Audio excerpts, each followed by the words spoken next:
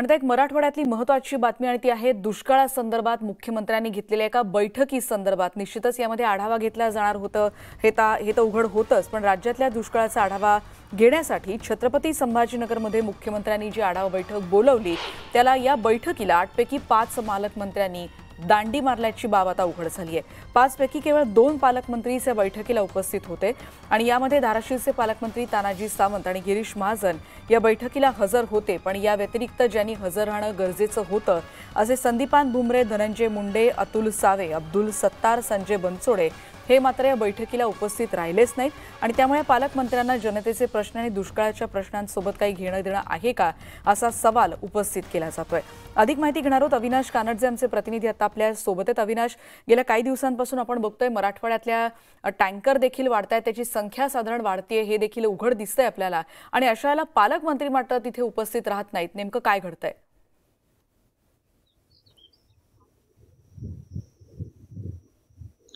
मराठवाड्याची एकूण टँकरची संख्या जर बघितली आपण तर ती आता 1900 वरती गेलेली आहे। जिल्हाधिकारी असतील, विभागीय आयुक्त असेल, आढावा घेत आहेत। पाणी टंचाई आहे, त्यानंतर चारा टंचाईचं मोठं संकट आहे आणि एकूणच आपण मागच्या एका आठवड्यापासून खरं तर आपल्या प्रेक्षकांपर्यंत मराठवाड्याची स्थिती पोहोचवतोय आणि त्यानंतर मुख्यमंत्र्यांनी विभागात येऊन बैठक घेतली। मात्र आपले नेते ज्यांना दररोज ते आपल्या मतदारसंघात फिरतात, ते आपल्या विभागात फिरतात, तेच नेते या ठिकाणी हजर नाहीये।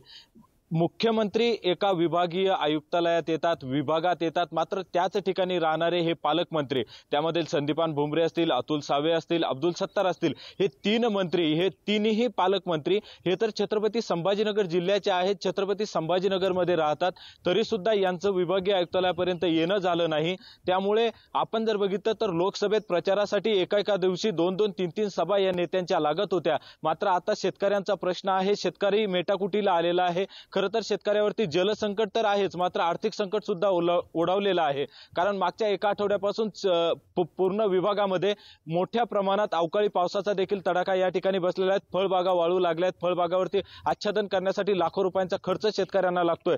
तर दुसरीकडे हंडाभर पाण्यासाठी चक्क 2 किलोमीटर पर्यंत आपण स्टोरी दाखवली, हंडाभर पाण्यासाठी महिलांना 2-2 किलोमीटर पर्यंत जावं लागतंय। टँकरची संख्या ज्या ठिकाणी आहे त्या ठिकाणी सुद्धा टँकर 7 दिवसाच्या नंतर पोहोचतंय आणि 7 दिवसाच्या नंतर पोहोचल्यानंतर 2च ड्रम पाणी त्या ठिकाणी मिळतं।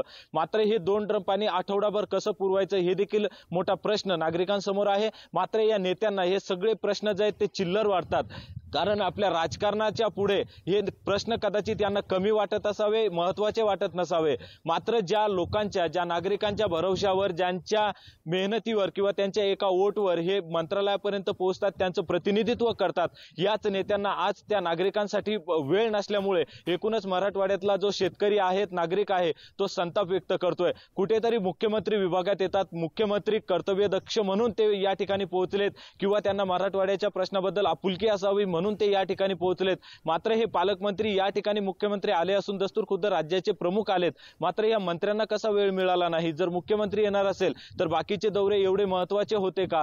दुष्काळापेक्षा दुसरे कुठले महत्त्वाचे दौरे असतील किंवा त्यांचे कार्यक्रम असतील ते महत्त्वाचे आहेत का? आणि खरं या प्रश्नापुढे इतर गोष्टी खरं तर बाजूला ठेवून अशाला पालकमंत्र्यांनी उपस्थित राहणं गरजेचं होतं, पण तसं झालं नाही आणि आपण बघतोय मराठवाड्यातली ही स्थिती आणि दुष्काळ आढावा बैठकीला 5 मंत्री मात्र गैरहजर होते।